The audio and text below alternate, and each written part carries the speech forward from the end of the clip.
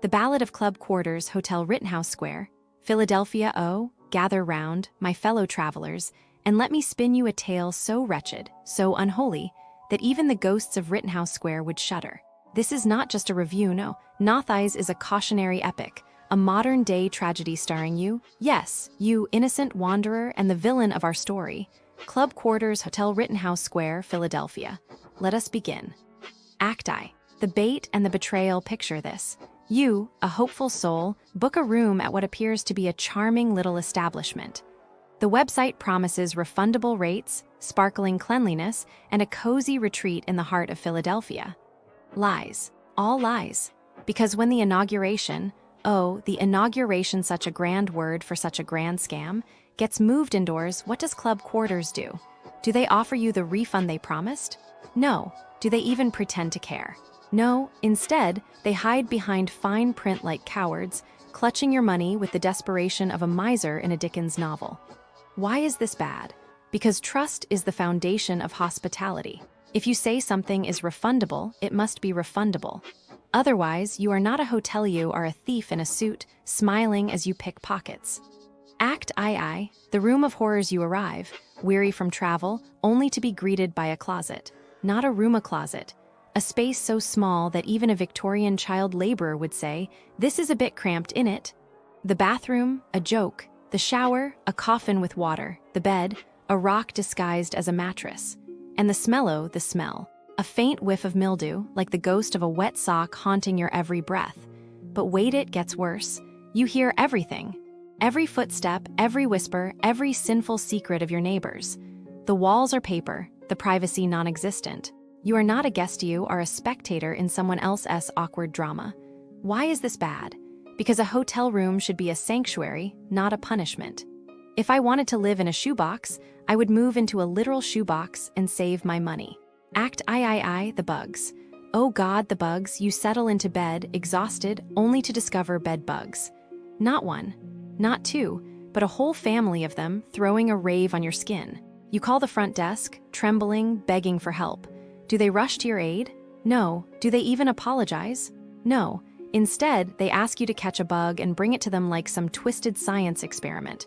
Why is this bad? Because bed bugs are a crime against humanity. If your hotel has them, you burn it down and start over. You do not debate their existence like a medieval peasant arguing about dragons. Act IV. The parking scam, because of course there's a scam. You think the nightmare ends at the room? Foolish. The parking is a trap. The website says 28. The sign says 39. The final charge, 42. Why? Because reasons. And if you dare to stop for 3 seconds to drop off your bags, the city slaps you with a 76 ticket. Why is this bad? Because lying about prices is theft. And theft is bad. Yes, I must explain this because apparently Club Quarters missed kindergarten morality. Act V, the final betrayal, the cleaning that never was. You stay for 7 nights. 7. And every day you must... The landscape of businesses surrounding the Club Quarters Hotel Rittenhouse Square, Philadelphia, it's a disheartening picture, truthfully. A sense of disappointment clings to the area, a feeling that potential is routinely squandered. It's not outright bad, not universally, but there's a pervasive undercurrent of inflated prices, careless service, and a general disregard for the customer. It's as if the area believes its location alone guarantees patronage, leading to a complacent mediocrity. It feels like a beautiful facade masking something less pleasant. Let's begin. The clothing boutiques, for instance. They present themselves with an air of sophistication, attempting to emulate the higher-end shopping experiences of New York. However, beneath the curated displays, it's clear these establishments operate on a foundation of, let's call it, aggressive pricing. Joan Shep, a prominent example, seems to specialize in a sort of illusory sale. Customers consistently report seeing items on sale, only to discover the sale price is the original price. It's a disheartening tactic, a transparent attempt to manufacture value where none exists. A clever illusion, really, akin to a magician's trick, except the audience isn't entertained, they're simply feeling taken advantage of. It leaves a lingering taste of distrust, a suspicion that every price tag is a carefully constructed deception. And it's not merely about the money, it's about the principle. A local boutique thriving on what feels like outright dishonesty. It's an uncomfortable thought. Beyond the pricing, a subtle chill pervades the customer service. People feel unwelcome, overlooked. It speaks to a certain detachment, a lack of genuine warmth. Moving on, the coffee shops. Oh, the coffee shops. Elixir Coffee Roasters is a particularly painful case. Now, a good cup of coffee is a small joy, a simple pleasure. But here, it appears to be a battleground. The coffee itself, when it is correctly prepared, isn't bad. But the path to that cup is paved with rudeness, inaccuracy, and a disconcerting level of apathy. Multiple reviews detail hostile baristas, dismissive attitudes, and outright errors in orders. A latte arriving as lukewarm, acidic water, or perhaps even more disturbingly, a drip coffee masquerading as an espresso. The sheer audacity, it's not simply incompetence, it feels like a deliberate disregard for the customer's experience. A worker openly rolling their eyes, it's almost offensive. There's a sense of an entitled attitude, a feeling that you are inconveniencing them by daring to ask for a beverage.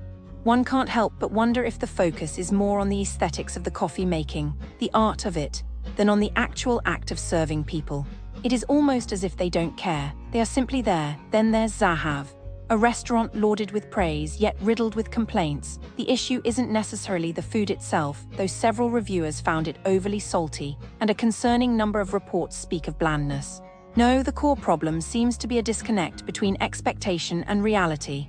It's described as feeling corporate and Spartan, a far cry from the authentic Middle Eastern experience it supposedly aims for. It appears to be a colonial attempt at Middle Eastern cuisine, a hollow imitation devoid of genuine flavor. It's a culinary betrayal, a performance of culture rather than an expression of it. Reports of rushed service, uncleanliness, a particularly disturbing account of visible roaches and mice, and even potential food poisoning cast a dark shadow over the establishment. It feels as if popularity has bred complacency, a belief that reputation alone can mask underlying deficiencies. To spend a significant sum of money on an experience that leaves you feeling betrayed, it's a sobering thought. And then we have Rescue Spa, a place ostensibly dedicated to relaxation and rejuvenation, yet consistently delivering the opposite.